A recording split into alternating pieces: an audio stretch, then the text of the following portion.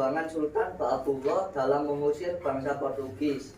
Beliau lahir di Ternate pada tanggal 10 Februari tahun 1528 dan wafat pada bulan Juli tahun 1583.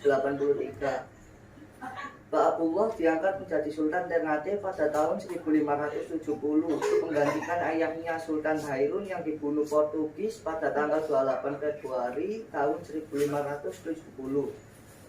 Sejak tahun 1570 sampai 1575 terjadi perang antara kerajaan Ternate dan Portugis.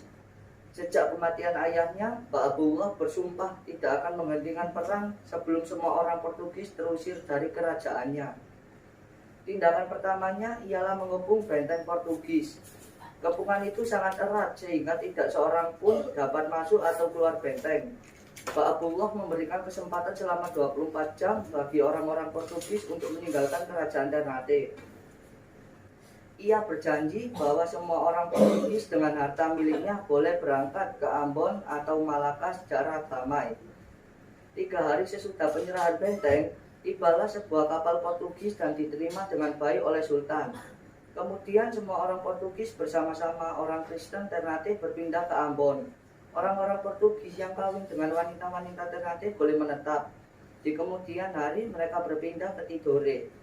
Sultan Ba'abullah terus berusaha mencari pembunuh ayahnya yang mengirim utusan ke Spanyol yang dipimpin oleh Naik.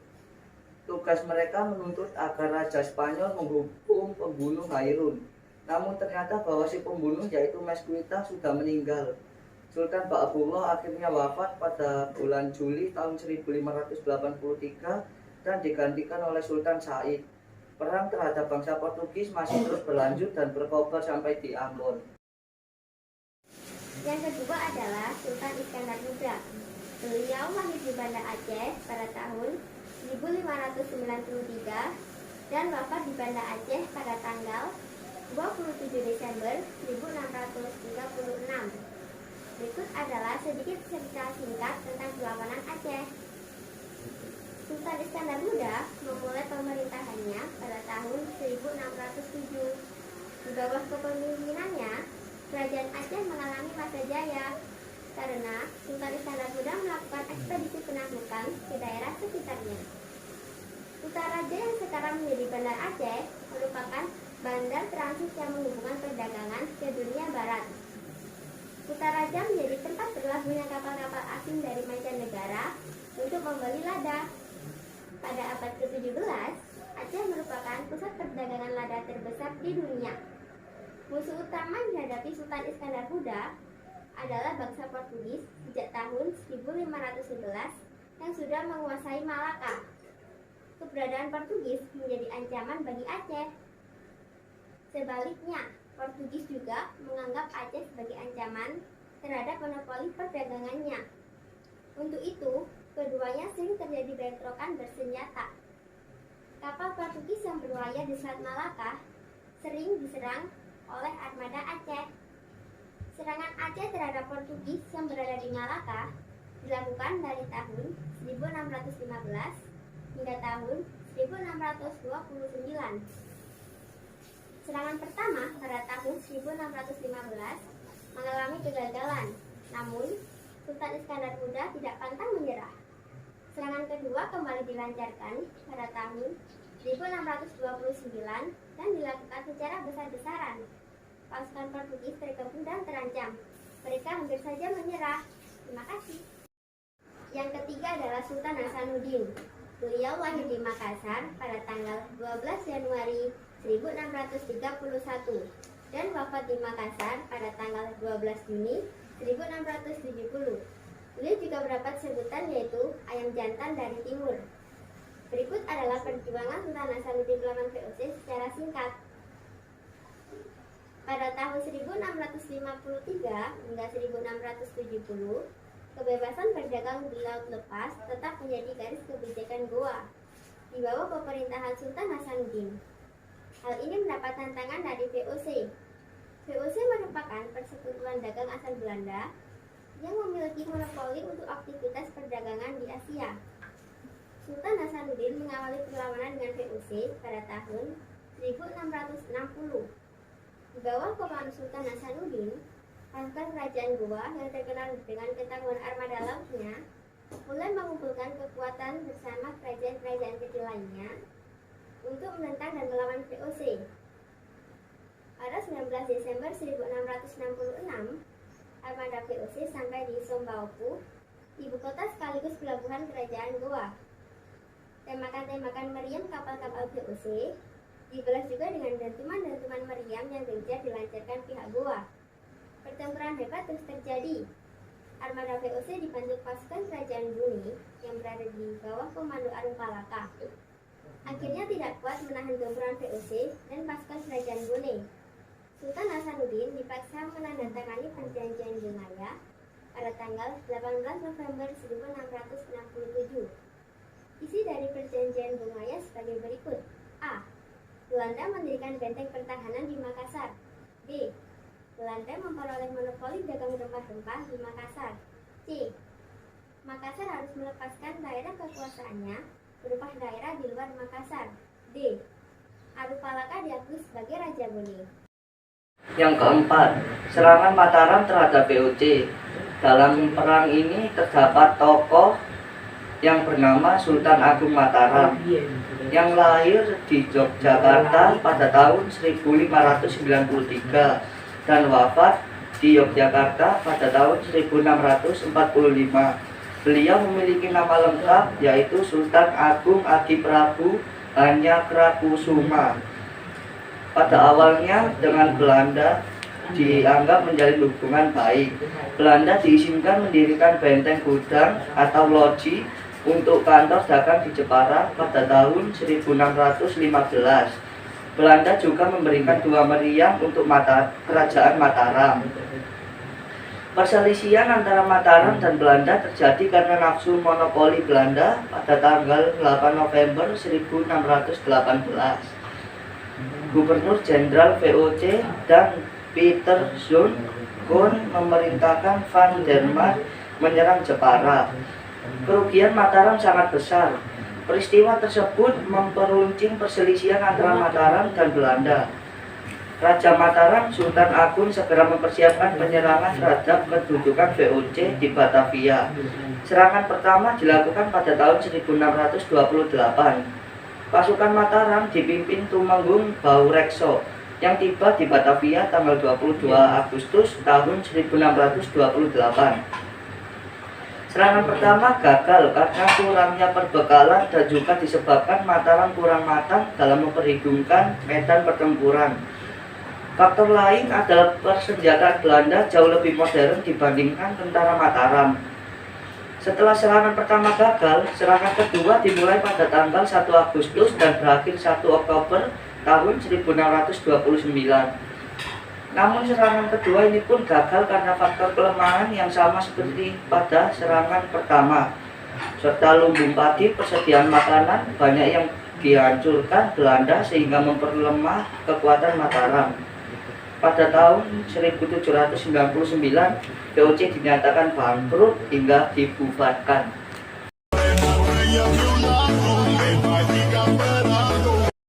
Yang pertama adalah Perang Saparua di Ambon. Di dalam perang ini terdapat 2 tokoh pahlawan, yaitu yang pertama Thomas Matulasi atau Patimura.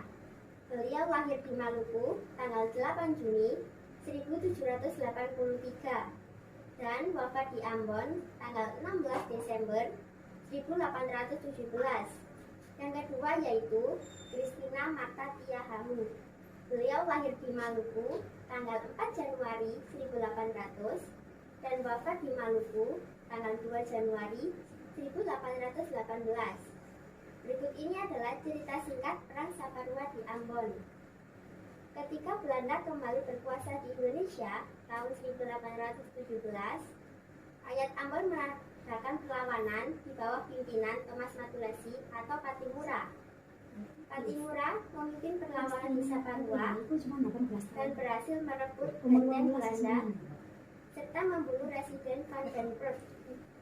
Dalam perlawanan tersebut, turut pula seorang pahlawan wanita bernama Christina Marta Tiahamu yang merupakan putri tunggal dari Paulus Tiahahu, teman Kapten Patimura. Perlawanan Patimura dapat dikalahkan setelah bantuan Belanda dari Batavia datang. Patimura bersama 3 pengikutnya ditangkap dan dihukum mati di Benteng Victoria pada tahun 1800. Kedua adalah Perang Patri. Di dalam perang ini terdapat tokoh pahlawan yang bernama Tuanku Imam Bonjol. Beliau lahir di Bonjol tanggal 1 Januari tahun 1772 dan wafat di Minahasa tanggal 6 November tahun 1864. Perang Patri. Perlawanan dengan sasaran utama Belanda meletus tahun 1821. Perang Patri dipimpin Tuanku Imam Bonjol, Tuanku Ancerdi, Tuanku Tambusai, dan Tuanku Nan Alahan. Perlawanan Kaum Patri berhasil membuat Belanda terpojok. Sementara itu, Belanda menghadapi perlawanan Pangeran Diponegoro di tahun 1825 sampai 1830. Belanda sadar apabila pertempuran dilanjutkan, Belanda akan kalah. Belanda pun mengajak kaum Patri berdamai yang diwujudkan di Bonjol tanggal 15 November 1825. Belanda berhasil memadamkan perlawanan Diponegoro. Setelah itu kembali melakukan penyerangan terhadap kedudukan Patri dan kaum adat yang semula bermusuhan. Akhirnya mendukung perjuangan Patri. Bantuan dari Aceh juga mendukung perjuangan Patri. Belanda menerapkan sistem pertahanan benteng Stelsel. Dengan siasat tersebut, Belanda akhirnya menang yang ditandai dengan jatuhnya benteng pertahanan Patri di Bonjol tahun 1837. Tuanku Imam Bonjol ditangkap kemudian diasingkan ke Priangan, kemudian ke Ambon, dan terakhir di Manado hingga wafat di tahun 1864. Yang ketiga adalah Perang Diponegoro. Di dalam Perang Diponegoro terdapat tokoh yang bernama Pangeran Diponegoro.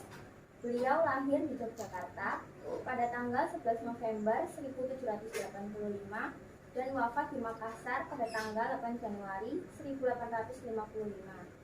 Berikut adalah cerita singkat tentang Perang Diponegoro. Perang Diponegoro merupakan salah satu perang besar yang dihadapi Belanda.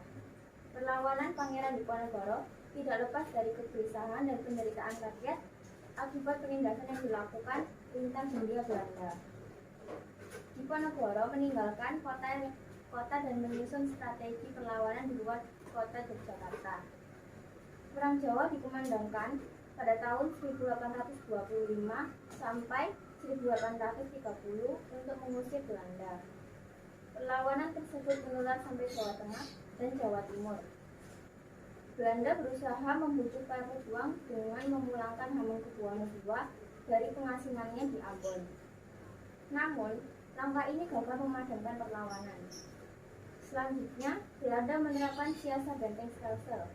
Pada bulan Maret 1830, Diponegoro bersedia mengadakan perundingan dengan Belanda di Magelang, Jawa Tengah.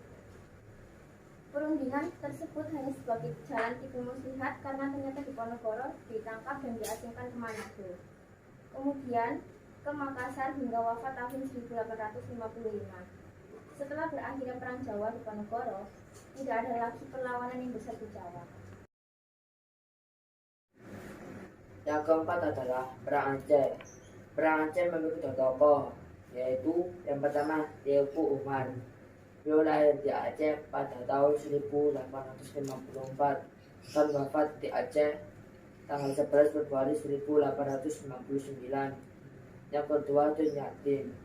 Beliau lahir di Aceh pada tahun 1858 dan wafat di Sumedang pada tanggal 6 November 1908. Perang Aceh. Dalam Perang Aceh terjadi karena keinginan Belanda untuk menguasai Aceh yang kedudukannya semakin penting, baik dari segi strategi perang maupun dari perdagangan saat terusan Suez dibuka pada tahun 1869. Saat itu Aceh masih merupakan negara merdeka. Semangat jihad, orang membela agama Islam, menggerakkan perlawanan rakyat Aceh Belanda sama sekali tidak mampu menghadapi secara fisik perlawanan rakyat Aceh. Taktik yang paling mujarab adalah dengan mengadu domba antara golongan ule balang atau bangsawan dan kaum ulama.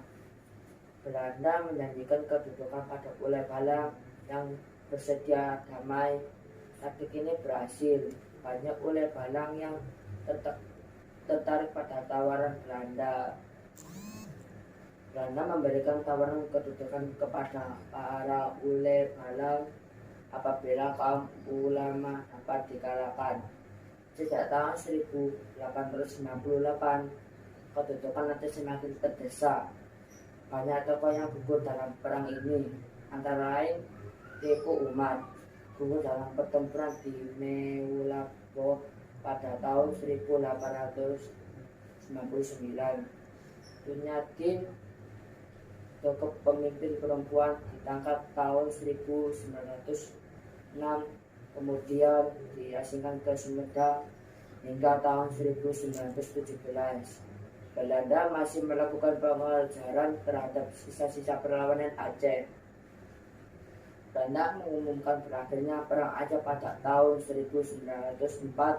Namun demikian, perlawanan rakyat Aceh masih berlangsung hingga tahun 1930-an. Yang kelima adalah perlawanan Sisingamangaraja. Sisingamangaraja, beliau lahir di Sumatera tanggal 18 Februari 1845 dan wafat di Sumatera Utara tanggal 17 Juni 1907.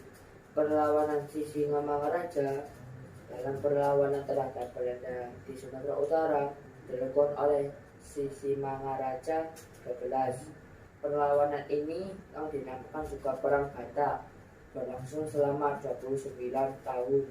Pertempuran diawali dari Bahal Batu yang terjadi pusat pertahanan Belanda tahun 1877. Untuk menghadapi Perang Batak, Belanda menarik pasukan dari Aceh. Pasukan Sisingamangaraja dapat dikalahkan setelah Kapten Christophe berhasil mengepung benteng terakhir Sisingamangaraja di Papak. Kedua putri beliau, Patuan Nagari dan Patuan Anggi, ikut gugur, sehingga seluruh Tapanuli dapat dikuasai Belanda. Singamangaraja 12 tewas pada 17 Juni 1907 saat disergap oleh sekelompok anggota Korps Mariners sampai sebuah pasukan khusus Belanda. Yang keenam adalah Perang Banjar. Di dalam Perang Banjar terdapat tokoh Pangeran Antasari. Pangeran Antasari lahir di Banjar pada tahun 1797 dan wafat di Kalimantan pada tanggal 11 Oktober 1862. Berikut adalah cerita singkat tentang Perang Banjar. Perang Banjar berawal ketika Belanda campur tangan dalam urusan pergantian raja di Kerajaan Banjarmasin. Belanda memberi dukungan kepada Pangeran Tanjidillah yang tidak disukai rakyat. Perlawanan dilakukan oleh Prabu Anom dan Pangeran Hidayat. Pada tahun 1859, Pangeran Antasari memimpin perlawanan setelah Prabu Anom ditangkap Belanda. Pasukan Pangeran Antasari dapat didesak. Pada tahun 1862, Pangeran Hidayat menyerah dan berakhirlah perlawanan Banjar di Pulau Kalimantan. Perang Banjar mulai merebut ketika Pangeran Antasari mengidap penyakit paru-paru dan cacar. Meskipun dalam keadaan sakit keras, keinginan Pangeran Antasari untuk menjadikan Kesultanan Banjar sebagai wilayah berdaulat tidak meredup. Pangeran Antasari meninggal pada Oktober 1862 dan menitipkan pesan kepada para pengikutnya untuk terus berjuang hingga titik darah penghabisan. Perlawanan benar-benar dapat dipadamkan pada tahun 1905. Yang ketujuh adalah Perang Jagaraga. Di dalam perang ini terdapat tokoh pelawan yang bernama I Gusti Ketut Jalanti. Beliau lahir di di Tukat Mungga, Buleleng tahun 1800 dan wafat di Bali tahun 1849. Perang Jagaraga. Perang Puputan Jagaraga yang juga disebut Perang Bali II ini terjadi pada tahun 1848 hingga 1849. Perang ini dilakukan oleh Pati Jelantik bersama dengan rakyat Buleleng di Bali. Puputan Jagaraga disebabkan oleh ketidaktaatan Raja Buleleng, I Gusti Ngurah Made Karengsem dan Mahapati I Gusti Ketut Jelantik pada perjanjian damai kekalahan Perang Buleleng pada 1846. Perjanjian tersebut ditandatangani oleh Raja Buleleng serta Raja Karangasem yang membantu Perang Buleleng. Setelah berhasil merebut benteng Jagaraga, Belanda melanjutkan ekspedisi militer tahun 1849. Dua kerajaan Bali yaitu Gianyar dan Kelungkung menjadi sasaran Belanda pada tahun 1906. Seluruh kerajaan di Bali pun jatuh ke pihak Belanda setelah rakyat melakukan perang habis-habisan sampai mati, dan dikenal dengan Perang Puputan Jagaraga.